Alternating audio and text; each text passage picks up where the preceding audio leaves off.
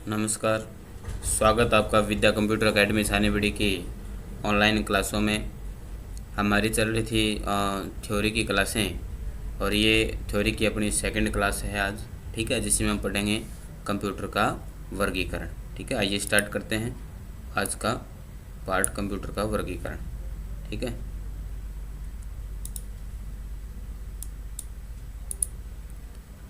Computer का वर्गीकरण यानी क्लासिफिकेशन ऑफ कंप्यूटर आज हम पढ़ेंगे। Classification of computer. ठीक है, देखिए, कंप्यूटर का प्रत्यक्ष रूप से सीधा वर्गीकरण करना बड़ा ही मुश्किल काम है। यानी कंप्यूटर का प्रत्यक्ष रूप से यानी डायरेक्ट क्लासिफिकेशन करना बहुत मुश्किल काम हम नहीं कर सकते। कंप्यूटर का वर्गीकरण उनके कामकाज, प्रयोग और उद्देश्य के आधार पर किया जा सकता है। ठीक है, इसलिए कंप्यूटर का वर्गीकरण हम 3 आधार पर करते हैं। देखो, कंप्यूटर का जो वर्गीकरण है ये डायरेक्ट करना बड़ा ही मुश्किल कार्य है। इसलिए कंप्यूटर का वर्गीकरण को करने के लिए 3 आधार लिए गए, 3 आधार माना गया। वो 3 आधार कौन कौन से थे? सबसे पहला है अनुप्रयोग के आधार पर, यानी एप्लीकेशन के आधार पर। एप्लीकेशन का आधार का मतलब होता है कौन से कंप्यूटर में किस टाइप का सॉफ्टवेयर काम करता है, किस टाइप का हम काम करते हैं। ठीक है, उसके आधार पर। दूसरा है पर्पज़ यानी उद्देश्य के आधार पर, किस उद्देश्य से हम कंप्यूटर यूज़ कर रहे हैं, उसके आधार पर। तीसरा साइज़ के आधार पर। ठीक है, तो इन 3 आधारों को मानते हुए कंप्यूटर का वर्गीकरण किया गया है। ठीक है, अनुप्रयोग यानी एप्लीकेशन के आधार पर, उद्देश्य यानी पर्पज़ यानी उद्देश्य के आधार पर, और आकार के आधार पर। ठीक है, तो हम सबसे पहले पढ़ते हैं अनुप्रयोग के आधार पर। ठीक है, तो आइए स्टार्ट करते हैं अनुप्रयोग के आधार पर। अनुप्रयोग के आधार पर, अनुप्रयोग के आधार पर कंप्यूटर को कितने भागों में बांटा गया है? 3 भागों में बांटा गया है। किसके आधार पर? अनुप्रयोग के आधार पर कंप्यूटर कितने भागों में बांटा गया है? 3 भागों में बांटा गया है। कौन कौन से? एनालॉग कंप्यूटर, डिजिटल कंप्यूटर और हाइब्रिड कंप्यूटर। ठीक है, अनुप्रयोग के आधार पर कितने भागों में बांटा गया है? 3 भागों में। 3 भाग कौन कौन से हैं? एनालॉग, डिजिटल और हाइब्रिड। ठीक है, तो अब हम एनालॉग कंप्यूटर के बारे में पढ़ते हैं कि एनालॉग कंप्यूटर क्या होता है। देखिए, एनालॉग जो कंप्यूटर है अपना, ये क्या होता है? ये यूज किया जाता है जैसे वैज्ञानिक कार्यों वगैरह में। जैसे देखिए, इस श्रेणी के कंप्यूटर, इस श्रेणी में वे कंप्यूटर आते हैं जिनका प्रयोग भौतिक इकाइयों जैसे दाब, तापमान, लंबाई आदि को मापकर उनको अंकों में परिवर्तित करते हैं। यानी दाब, तापमान, लंबाई इनको मापकर उनको अंकों में परिवर्तित करना होता है। तो इस तरीके के कंप्यूटर होते हैं एनालॉग कंप्यूटर। ये कंप्यूटर किसी भी राशि का मापन तुलना के आधार पर करते हैं। तुलना करने के आधार पर ये राशि का मापन करते हैं। तुलना का मतलब जैसे अपने को बुखार चेक करना है तो उसके अंदर पारे के माध्यम से कर सकते हैं कि पारा जितना ज़्यादा ऊपर की ओर उठेगा, पारे का मान जितना ज़्यादा होगा, बुखार है वो उतनी ज़्यादा होगी। तो कहने का मतलब ये तुलना करके और फिर अपने को मान देता है एनालॉग जो कंप्यूटर होता है वो। एनालॉग कंप्यूटर का मुख्य प्रयोग कहाँ होता है भाई? मुख्य रूप से इसका विज्ञान और इंजीनियरिंग के क्षेत्रों में किया जाता है। यानी एनालॉग का कंप्यूटर का मुख्य उपयोग कहाँ किया जाता है? विज्ञान और इंजीनियरिंग क्षेत्र में किया जाता है, क्योंकि इन क्षेत्रों में मात्राओं का अधिक प्रयोग किया जाता है। इस प्रकार के कंप्यूटर केवल अनुमानित अनुमान ही देते हैं। यानी ये जो मान देते हैं वो अनुमानित मान देते हैं, यानी लगभग यही मान हो सकता है। ये नहीं कह सकते कि 100% वही मान होगा, लगभग देते हैं। ठीक है,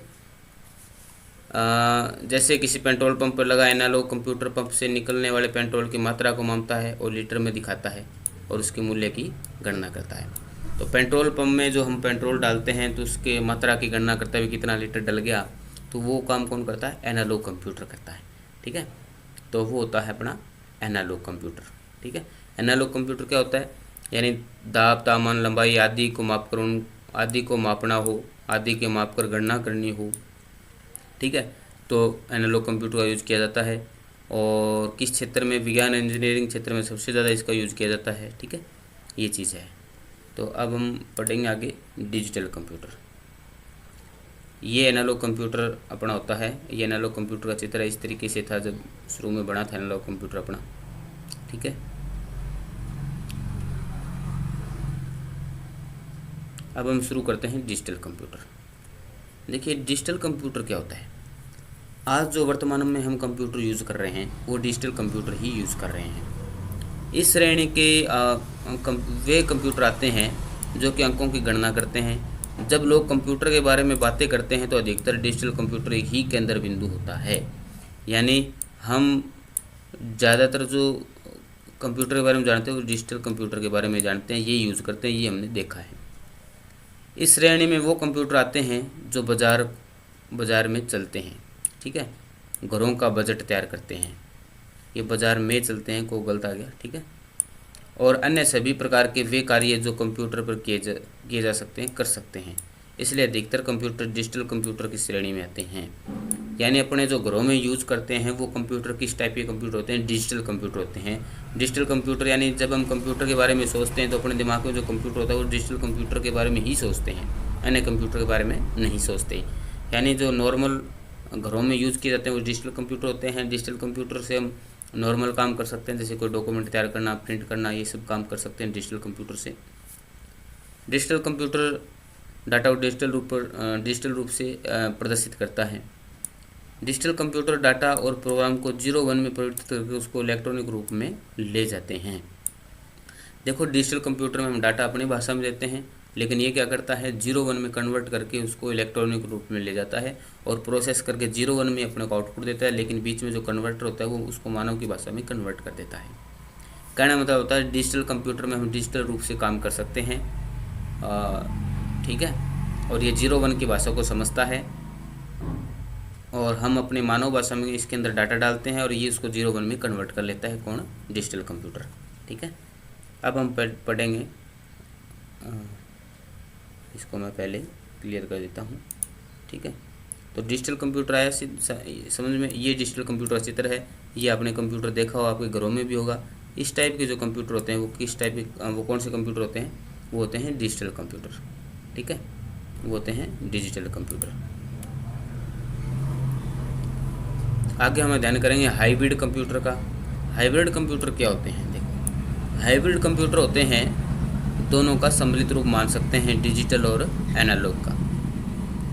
ये कंप्यूटर अनेक गुणों से युक्त होते हैं, इसलिए इन्हें हाइब्रिड कंप्यूटर कहा जाता है। इसमें कई सारे गुण उपलब्ध हैं। इन कंप्यूटर में एनालॉग कंप्यूटर और डिजिटल कंप्यूटर दोनों के ही गुण विद्यमान होते हैं। यानी ये एनालॉग कंप्यूटर भी होता है और डिजिटल कंप्यूटर भी होता है, यानी दोनों के सम्मिलित गुण इसके अंदर होते हैं। यानी ताप दाप आदि को भी माप सकते हैं और अंक के रूप में डिजिटल रूप से गणना भी कर सकते हैं, डिजिटल रूप से प्रिंट भी दे सकते हैं अपने को। ये कंप्यूटर अधिक विश्वसनीय होते हैं। उदाहरण के लिए, जब कंप्यूटर की एनालॉग डिवाइस किसी रोगी के लक्षणों जैसे तापमान, रक्तचाप आदि को मापती है, यानी ब्लड प्रेशर या बुखार अपन चेक करवाते हैं, तो आजकल अपने को एक प्रिंटेड रिपोर्ट मिलती है, तो वो हाइब्रिड कंप्यूटर का ही एक रूप है, क्योंकि अपने पहले शरीर का तापमान वो उसको चेक करेगी, तापमान को, ठीक है, तापमान को चेक करेंगी और फिर उसको अंकों के रूप में कन्वर्ट करके अपने को पेज पे प्रिंट करके दे दिया जाएगा अपनी रिपोर्ट। तो वो हाइब्रिड कंप्यूटर का ही एक रूप है। तो ये माप बाद में डिजिटल भागों के द्वारा अंकों में बदल दी जाती है। इस प्रकार के किसी रोगी के स्वास्थ्य में आए उतार चढ़ाव को तुरंत से ही पता चल जाता है। तो कहना मतलब हाइब्रिड कंप्यूटर कौन से होते हैं? हाइब्रिड कंप्यूटर वो होते हैं जिनमें डिजिटल और एनालॉग दोनों कंप्यूटरों के संयुक्त रूप से गुण हो, जो अपने ताप दाब मान आदि को मापकर उनको डिजिटल रूप से अंकों में बदलकर अपने को प्रिंट आउट दे दिया जाता है, ठीक है। तो हमने 3 प्रकार के कंप्यूटर पढ़े, एनालॉग, डिजिटल और हाइब्रिड, ठीक है। और ये किसके आधार पर थे? एप्लीकेशन के आधार पर, अनुप्रयोग के आधार पर 3 भागों में बांटा गया था, डिजिटल, एनालॉग और हाइब्रिड। एनालॉग कंप्यूटर वो होते हैं जो ताप दाब लंबाई आदि को मापते हैं, तुलना के आधार पर वो कार्य करते हैं, वो तो होते हैं एनालॉग। डिजिटल कंप्यूटर डिजिटल रूप से काम करते हैं, डिजिटल रूप से प्रिंट करते हैं, डिजिटल रूप से इनपुट लेते हैं, लेकिन बाद में वो खुद उसको 0-1 में कन्वर्ट कर लेते हैं। और हाइब्रिड कंप्यूटर कौन से होते हैं? हाइब्रिड कंप्यूटर वो होते हैं जिसके अंदर एनालॉग और डिजिटल दोनों के संयुक्त गुण हो, यानी जो तापमान, रक्तचाप आदि को माप कर उसको डिजिटल रूप से अंकों में बदलकर अपने को प्रिंट आउट दे सकता है, वो होता है हाइब्रिड कंप्यूटर। यानी दोनों के गुण होते हैं इसमें, ठीक है। आई बात समझ में? तो ये थे अपने अनुप्रयोग के आधार पर 3 ये अपना हाइब्रिड कंप्यूटर का चित्र होता है। इस तरीके से हाइब्रिड कंप्यूटर होता है, ठीक है। आपने देखा बड़े बड़े हॉस्पिटल वगैरह में जो लगे होते हैं वो हाइब्रिड कंप्यूटर ही होते हैं। हॉस्पिटल में इनका ज़्यादा यूज़ किया जाता है। अब हम पढ़ेंगे उद्देश्य के आधार पर कंप्यूटर का वर्गीकरण। उद्देश्यों के आधार पर कंप्यूटर का वर्गीकरण दो भागों में किया गया है। एक तो सामान्य उद्देश्य यानी जनरल पर्पज़ कंप्यूटर, एक विशिष्ट उद्देश्य कंप्यूटर यानी स्पेशल पर्पज़ कंप्यूटर। इनके नाम से पता चल रहा है वैसे तो सामान्य उद्देश्य कंप्यूटर ये क्या होते हैं। देखिए सामान्य उद्देश्य कंप्यूटर क्या होते हैं। सबसे पहले हम सामान्य उद्देश्य कंप्यूटर ही पढ़ते हैं। देखिए जिनको सामान्य उद्देश्य के लिए यूज किया जाता है वो होते हैं सामान्य उद्देश्य कंप्यूटर यानी जनरल पर्पज़ कंप्यूटर। इन कंप्यूटरों में अनेक प्रकार के कार्य करने की क्षमता होती है, लेकिन ये सभी कार्य सामान्य होते हैं, किसी विशेष प्रकार के नहीं होते। यानी सामान्य कार्य करने के लिए किसका उपयोग किया जाता है, सामान्य उद्देश्य वाले कंप्यूटरों का उपयोग किया जाता है।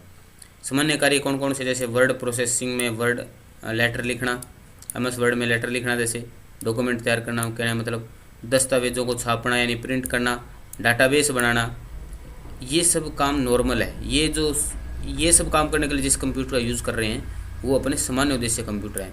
वर्ड के अंदर को डॉक्यूमेंट तैयार करने के लिए, प्रिंट करने के लिए, इन सब कामों के लिए अगर कोई कंप्यूटर यूज़ कर रहे हैं तो वो क्या है, सामान्य उद्देश्य कंप्यूटर है। इन कंप्यूटरों में लगे हुए CPU की क्षमता भी कम होती है। इन कंप्यूटरों में किसी विशिष्ट उद्देश्य के लिए कोई स्पेशल डिवाइस नहीं जोड़ सकते। हाँ, ये समझने वाली बात है कि देखो इसके जो CPU की क्षमता होती है यानी जो प्रोसेसर होता है वो एक सीमित क्षमता का होता है। उसमें हम कोई ऐसी डिवाइस नहीं जोड़ सकते जो स्पेशल कार्य के लिए बनाई गई हो, ठीक है।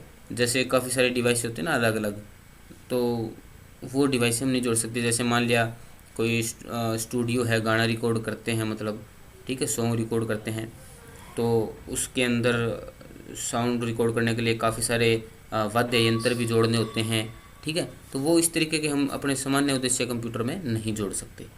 क्यों नहीं जोड़ सकते, क्योंकि इनकी CPU की कार्य क्षमता क्या होती है, बहुत ही कम होती है। इसलिए इन्हें केवल सामान्य उद्देश्य के लिए ही उपयोग किया जाता है। तो सामान्य उद्देश्य कंप्यूटर कौन से होते हैं जो सामान्य उद्देश्य के लिए उपयोग किए जाते हैं। सामान्य उद्देश्य के लिए जैसे दस्तावेजों को छापना, डाटाबेस बनाना, वो सब कंप्यूटर कौन से होते हैं, सामान्य उद्देश्य कंप्यूटर होते हैं, ठीक है।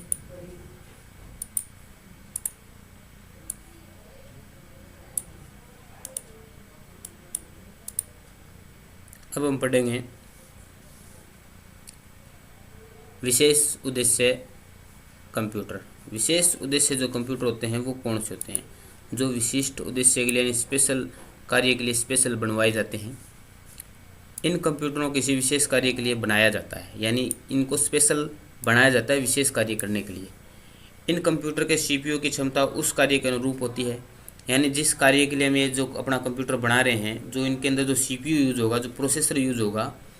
CPU क्या होता है, सेंट्रल प्रोसेसिंग यूनिट, यानी जो सेंटर में प्रोसेस करने का जो कार्य करती है, वो जो डिवाइस होती है, वो जो युक्ति होती है, उसको बोलते हैं CPU, ठीक है। तो स्पेशल उद्देश्य के लिए कंप्यूटर बनाते हैं तो उसी के अनुरूप ही अपनों उसके अंदर प्रोसेसर डलवाना पड़ेगा, CPU डलवाना पड़ेगा, ठीक है। देखिए जिस कार्य के लिए इस कंप्यूटर को बनाया गया है उसी के हिसाब से अपने को क्या डलवाना पड़ेगा इसमें, CPU। जैसे संगीत संपादन करने के लिए स्टूडियो में लगाए जाने वाला कंप्यूटर विशेष प्रकार का कंप्यूटर होता है। ये मैंने आपको बताया था पिछले वाले में, सामान्य उद्देश्य वाले में, कि जैसे स्टूडियो होते हैं, सिंगर होते हैं, वो अपना सॉन्ग रिकॉर्ड करते हैं, तो उसके अंदर कई सारे वाद्य यंत्र वगैरह की आवश्यकता होती है, ठीक है। तो उसके लिए एक विशेष कंप्यूटर की आवश्यकता होती है, ठीक है, विशेष CPU वाले की। तो वो विशेष उद्देश्य कंप्यूटर होते हैं। इन कंप्यूटर में संगीत से संबंधित उपकरणों को जोड़ा जा सकता है। इसके अलावा इन कंप्यूटरों का प्रयोग अनेक क्षेत्रों में किया जाता है, जैसे अंतरिक्ष विज्ञान में इनका उपयोग किया जाता है विशिष्ट वालों का, मौसम विज्ञान में या युद्ध के क्षेत्र में इनका यूज किया जाता है, या उपग्रह संचालन में इनका यूज किया जाता है। शिक्षा के क्षेत्र में भी विशेष उद्देश्य वालों को यूज किया जाता है, भौतिक रसायन यानी फिजिक्स में भी, यातायात नियंत्रण में और समुद्र विज्ञान में और कृषि विज्ञान में, इंजीनियरिंग, इन सभी क्षेत्रों में इन कंप्यूटर का उपयोग किया जाता है। किसका, विशिष्ट उद्देश्य वालों का। यानी पर्पज़ के आधार पर यानी उद्देश्य के आधार पर दो प्रकार के कंप्यूटर होते हैं, एक तो सामान्य उद्देश्य कंप्यूटर, एक विशिष्ट उद्देश्य कंप्यूटर। सामान्य उद्देश्य कंप्यूटर तो वो होते हैं जो सामान्य उद्देश्य के लिए यूज़ किए जाते हैं, जैसे किसी डॉक्यूमेंट को प्रिंट कर लेना, किसी डॉक्यूमेंट को बनाना, ठीक है। और विशिष्ट उद्देश्य कंप्यूटर वो होते हैं जो किसी विशिष्ट कार्य करने के लिए स्पेशल बनवाए जाते हैं, जैसे किसी स्टूडियो के अंदर कंप्यूटर जिसमें हम सॉन्ग रिकॉर्ड करते हैं। ठीक है, तो ये होता है विशिष्ट उद्देश्य कंप्यूटर। अब हम आगे पढ़ते हैं। तो हमने एप्लीकेशन के आधार पर पढ़ लिए और किसके आधार पर पढ़ लिए, उद्देश्य के आधार पर। अब हम पढ़ेंगे आकार के आधार पर, type of computer based on size. Size के आधार पर कंप्यूटर को 4 भागों में बांटा गया है। कौन कौन से, एक micro computer, mini computer, main frame computer और सुपर कंप्यूटर। इस सुपर कंप्यूटर से रिलेटेड तो प्रश्न हर पेपर में पूछे ही जाते हैं। ठीक है, micro computer, mini computer, main frame और सुपर कंप्यूटर, ये जो चारों कंप्यूटर प्रकार हैं ये किसके आधार पर हैं, ये है आकार के आधार पर। किसके आधार पर है, आकार के आधार पर। ठीक है, तो हम शुरुआत करते हैं सबसे पहले माइक्रो कंप्यूटर से। तो माइक्रो कंप्यूटर क्या होते हैं, माइक्रो कंप्यूटर वो होते हैं जो माइक्रो प्रोसेसर का यूज़ करते हैं। ठीक है, माइक्रो प्रोसेसर कौन से होते हैं, जो अपने सिंपल यानी चौथी पीढ़ी में जो ट्रांजिस्टर का स्थान था माइक्रो प्रोसेसर ने ले लिया था, 5वीं पीढ़ी में सॉरी। तो माइक्रो प्रोसेसर पर आधारित कंप्यूटर होते हैं माइक्रो कंप्यूटर।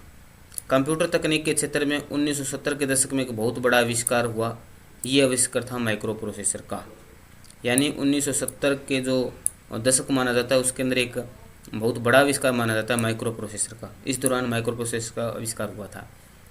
इस आविष्कार के साथ ही एक सस्ती और अच्छी कंप्यूटर प्रणाली बनना संभव हो गया, यानी माइक्रो प्रोसेसर के कारण ही सस्ते कंप्यूटर बनना संभव हो पाया और एक अच्छे प्रणाली का कंप्यूटर बनना भी संभव हुआ।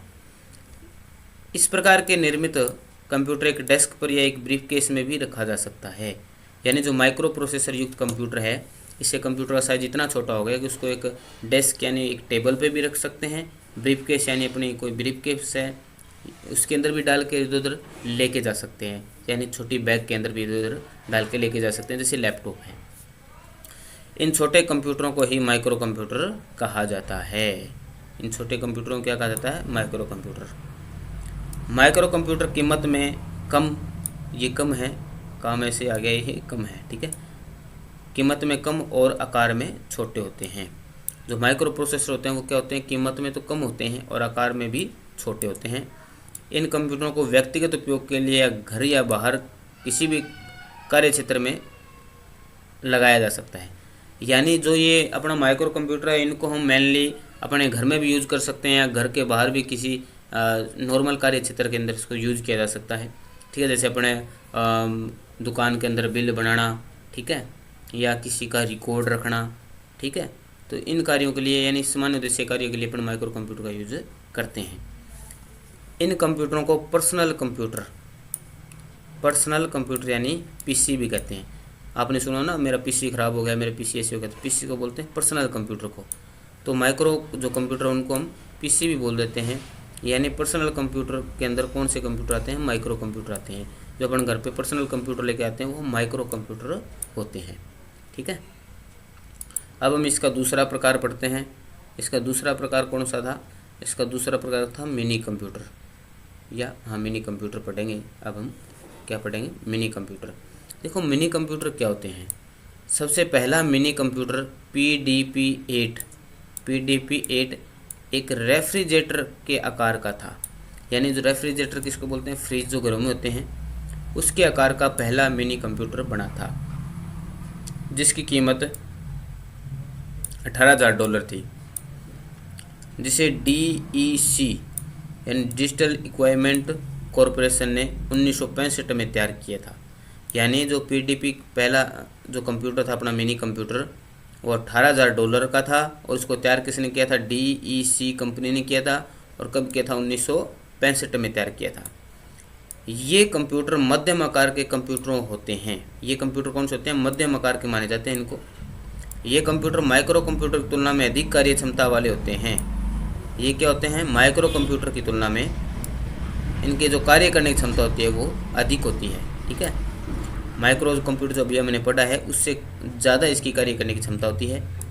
मिनी कंप्यूटर की कीमत माइक्रो कंप्यूटर से अधिक होती है। इसकी कीमत भी किससे अधिक होती है, माइक्रो कंप्यूटर से कीमत भी अधिक होती है और इसकी कार्य क्षमता भी अधिक होती है, किससे, माइक्रो कंप्यूटर से। इन कंप्यूटर के व्यक्तिगत रूप से नहीं खरीदा जा सकता।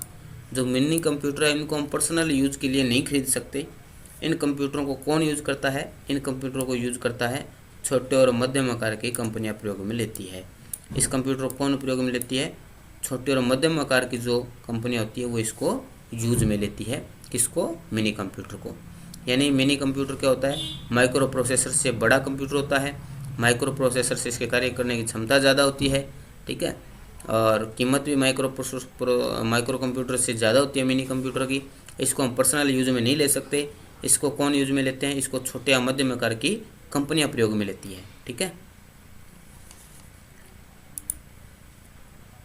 अब हम आगे पढ़ेंगे मेन फ्रेम कंप्यूटर, क्या पढ़ेंगे? Main frame computer. Main frame computer कौन से होते हैं? मेन फ्रेम कंप्यूटर होते हैं, मेन फ्रेम कंप्यूटर आकार में बहुत छोटे होते हैं तथा इनकी भंडारण क्षमता अधिक होती है। मेन फ्रेम कंप्यूटर आकार में तो छोटे होते हैं लेकिन इसकी भंडारण क्षमता यानी स्टोरेज करने की क्षमता, डाटा स्टोरेज करने की क्षमता बहुत अधिक होती है। यानी इसके अंदर डाटा बहुत अधिक मात्रा में अपन डाल सकते हैं। इनमें अधिक मात्रा में बहुत तीव्र गति से डाटा को प्रोसेस करने की क्षमता होती है। इनमें बहुत तीव्र गति से और बहुत से डाटा को इसमें प्रोसेस करने की क्षमता होती है। यानी एक साथ में तीव्र गति से बहुत अधिक मात्रा में डाटा को ये प्रोसेस करता है। इसलिए इनका प्रयोग बड़ी कंपनियों जैसे बैंकों, सरकारी विभागों, केंद्रीय कंप्यूटर के रूप में किया जाता है। यानी इसका उपयोग है वो बड़ी कंपनियां करती है, जैसे बैंक वाली कंपनियां हैं और इसके अलावा अनेक और सरकारी विभागों की कंपनी जिसमें डाटा काफ़ी मात्रा में सुरक्षित रखना पड़ता है, ठीक है, और काफ़ी तेज़ी से कार्य करवाना पड़ता है। तो इस तरीके की जो कंपनियां होती है वो किसका यूज करती है? मेन फ्रेम कंप्यूटर का यूज करती है। ये कंप्यूटर 24 घंटे कार्य कर सकते हैं, यानी बिना रुके लगातार कार्य कर सकते हैं 24 घंटे। इन कंप्यूटरों पर सैकड़ों यूजर्स एक साथ कार्य कर सकते हैं। ये भी इसमें विशेष बात है कि मेन फ्रेम जो कंप्यूटर है उसमें सैकड़ों यूज़र एक साथ काम कर सकते हैं। जैसे मान लिया बैंक के अंदर हम एक साथ सैकड़ों यूज़र एक साथ अपना अकाउंट चेक कर सकते हैं, एक साथ अलग अलग जगहों से पैसे निकाल सकते हैं, पैसे ट्रांसफ़र कर सकते हैं। तो सैकड़ों यूज़र एक साथ काम कर सकते हैं, वो कंप्यूटर होता है कौन सा? Main frame computer. कुछ मेन फ्रेम कंप्यूटर के नाम हैं कौन कौन से? जैसे IBM 4381, ICL 39 सीरीज़ और CDC साइबर सीरीज़। ये 3 जो नाम है वो मेन फ्रेम कंप्यूटर के जो मुख्य कंप्यूटर मेन फ्रेम के माने जाते हैं, ठीक है। यानी मेन फ्रेम कंप्यूटर कौन से होते हैं? आकार में बहुत छोटे होते हैं, इनकी भंडारण क्षमता बहुत अधिक होती है और अधिक मात्रा के डाटा तीव्र गति से ये प्रोसेस करने में सक्षम है। इसमें हम 24 घंटे काम में ले सकते हैं इस कंप्यूटर को, और इसको बड़ी कंपनियां जैसे बैंक आदि, सरकारी विभाग आदि इसको यूज़ में लेते हैं, ठीक है। इसके बाद हम पढ़ते हैं मेन फ्रेम के बाद में, ये मेन फ्रेम का चित्र है। इस तरीके का मेन फ्रेम कंप्यूटर होता है, इस तरीके से इसको कंट्रोल किया जाता है, ठीक है। मेन फ्रेम के बाद में हम पढ़ेंगे सुपर कंप्यूटर। इसमें बहुत प्रश्न पूछे जाते हैं काफ़ी बार, सुपर कंप्यूटर कौन सा होता है? ये कंप्यूटर ने सभी श्रेणियों कंप्यूटर तुलना में सबसे बड़े, अन्य कंप्यूटर की तुलना में जो हम 3 पहले पढ़ चुके हैं, माइक्रो, मिनी और मेन फ्रेम, उनमें सबसे बड़ा होता है, सबसे अधिक संग्रह क्षमता वाला होता है और सबसे अधिक गति वाला होता है। यानी सबसे शक्तिशाली कंप्यूटर कौन सा कहलाता है? सुपर कंप्यूटर कहलाता है। यानी जितने भी हम कंप्यूटर पढ़े हैं उनमें सबसे शक्तिशाली कंप्यूटर जो पूछा जाए प्रश्न में, सबसे शक्तिशाली कंप्यूटर कौन सा होता है? Super computer. क्यों होता है? क्योंकि ये सबसे बड़े होते हैं, सबसे अधिक संग्रह क्षमता होती है, इनमें सबसे अधिक गति वाले भी होते हैं। इन कंप्यूटरों में अनेक CPU समांतर क्रम में कार्य करते हैं। यानी इसके अंदर एक CPU नहीं होते, काफ़ी सारे CPU समांतर क्रम में लगे होते हैं, ठीक है, समान क्रम में लगे होते हैं। काफ़ी सारे CPU एक साथ कार्य करते हैं समान क्रम में लगे हुए। इस क्रिया को पैरेलल प्रोसेसिंग भी कहते हैं। यानी जो समांतर क्रम में एक से अधिक CPU लगे होते हैं, इस प्रक्रिया को क्या बोलते हैं? पैरेलल प्रोसेसिंग बोलते हैं। Super computer non von Neumann सिद्धांत के आधार पर तैयार किए जाते हैं। नॉन वॉन न्यूमैन एक वैज्ञानिक थे, उन्होंने इसको बनाने के सिद्धांत प्रतिपादित किए थे। उन्हीं के सिद्धांत पर ये सुपर कंप्यूटर वो तैयार किए जाते हैं। सुपर कंप्यूटर का प्रयोग बड़े वैज्ञानिक और शोध प्रयोगशालाओं में शोध कार्यों में होता है। यानी इनको यूज़ कौन करता है? इनको यूज़ करता है बड़े वैज्ञानिक यूज़ करते हैं, और शोध प्रयोगशाला में शोध कार्यों में इसका यूज़ होता है। इसके अलावा अंतरिक्ष यात्रा के लिए या अंतरिक्ष यात्रियों को अंतरिक्ष में भेजने के लिए इसका यूज़ होता है। मौसम के भविष्यवाणी करना, उच्च गुणवत्ता के एनिमेशन वाले चित्रों का निर्माण करना, मौसम की भविष्यवाणी करना भी सुपर कंप्यूटर से होता है। उच्च गुणवत्ता के एनिमेशन यानी हिलते डुलते हुए चित्र बनाना, ये सब काम भी सुपर कंप्यूटर से संभव है। इन सभी कार्यों में की जाने वाली गणना एवं प्रक्रिया जटिल व उच्च कोटि की शुद्धता वाली होती है। यानी इस कंप्यूटर में जितनी भी हम गणना करते हैं, प्रक्रिया करते हैं, जितनी भी जटिल प्रक्रिया होती है वो करते हैं, तो वो क्या होती है, बड़ी ही उच्च कोटि की शुद्धता वाली होती है। उसमें कहीं पे भी कोई त्रुटि नहीं आ सकती। उच्च कोटि की शुद्धता वाले फाइल होती है जिन्हें केवल सुपर कंप्यूटर ही कर सकता है। भारत का परम नाम का सुपर कंप्यूटर है। यानी भारत में निर्मित एक कंप्यूटर परम है जो सुपर कंप्यूटर है। यानी भारत में निर्मित सुपर कंप्यूटर का नाम क्या है, परम। ये प्रश्न पूछा जाता है भी कई बार, ध्यान दें इस बात पे। भारत में निर्मित प्रथम सुपर कंप्यूटर का नाम क्या है, परम, जिसे भारत के वैज्ञानिकों ने भारत में ही तैयार किया। यानी परम एक ऐसा सुपर कंप्यूटर है जिसको भारत के वैज्ञानिकों ने तैयार किया और भारत में ही किया। परम कंप्यूटर का विकसित रूप परम 10,000 है। यानी इस परम का विकसित रूप यानी परम में सुधार करके इसको परम 10,000 बना दिया गया। इसके अलावा अन्य सुपर कंप्यूटर भी है जैसे कैरी 2, कैरी XMP 24 और अनीसी 500। तो ये कुछ और सुपर कंप्यूटर भी है, ठीक है, जो बने थे। इसमें मुख्य इंपॉर्टेंट प्रश्न ये है कि भारत में निर्मित प्रथम कंप्यूटर कौन सा है, प्रथम सुपर कंप्यूटर कौन सा है, परम। तो सुपर कंप्यूटर क्या होते हैं, ये बहुत शक्तिशाली कंप्यूटर होते हैं। इनकी संगणन क्षमता बहुत अधिक होती है। इसमें सबसे बड़ा होता है और सबसे तेज़ गति वाला होता है और सबसे ज़्यादा विश्वसनीयता होती है इनके अंदर, ठीक है। इसमें बहुत सारे CPU हैं, वो एक समांतर क्रम में लगे होते हैं और इस प्रक्रिया को क्या बोलते हैं, पैरेलल प्रोसेसिंग बोलते हैं। और ये किसके सिद्धांत पर बनाए जाते हैं, super computer non von Neumann के सिद्धांत पर इनको बनाया जाता है, ठीक है। तो ये थे अपने सुपर कंप्यूटर। और सुपर कंप्यूटर यूज कहाँ किया जाता है, मौसम के भविष्यवाणी करने में, अंतरिक्ष यात्रा में या अंतरिक्ष यात्रियों को अंतरिक्ष में भेजने के लिए, प्रयोग उच्च कोटि के जो वैज्ञानिक है, जो शोधकर्ता हैं, उनको प्रयोगशाला में शोध कार्यों में इनका यूज़ किया जाता है, ठीक है। इसके अलावा उच्च गुणवत्ता वाले एनिमेशन वाले चित्रों का निर्माण इसके अंदर किया जाता है। तो सुपर कंप्यूटर वो सुपर कार्य यानी हाई लेवल के कार्यों करने के लिए यूज में लिया जाता है। तो ये था अपना सुपर कंप्यूटर। तो आज हमने ये अपना सुपर कंप्यूटर का चित्र है, इस तरीके का दिखता है सुपर कंप्यूटर, ठीक है। तो आज हमने कंप्यूटर का वर्गीकरण के बारे में पढ़ा। कंप्यूटर का वर्गीकरण हम 3 आधार पर हमने किया। एक तो एप्लीकेशन के आधार पर, दूसरा उद्देश्यों के आधार पर और तीसरा आकार के आधार पर। जो एप्लीकेशन के आधार पे था वो 3 भागों में हमने बांटा। कौन कौन से 3 भाग थे, वो थे एनालॉग कंप्यूटर, डिजिटल कंप्यूटर और हाइब्रिड कंप्यूटर। और उद्देश्य के आधार पर 2 प्रकार के थे, विशेष उद्देश्य सॉफ्टवेयर और सामान्य उद्देश्य सॉफ्टवेयर। और आकार के आधार पर 4 प्रकार के थे। कौन कौन से, micro computer, mini computer, man frame computer और सुपर कंप्यूटर। तो आज हमने इनके बारे में पढ़ा। आशा है आपको सब समझ में आया होगा। अगर कोई भी इससे रिलेटेड कोई क्वेरी हो तो आप मुझसे कमेंट में पूछ सकते हैं और मुझे कॉल के द्वारा पूछ सकते हैं। आज की क्लास में इतना ही। धन्यवाद, थैंक यू।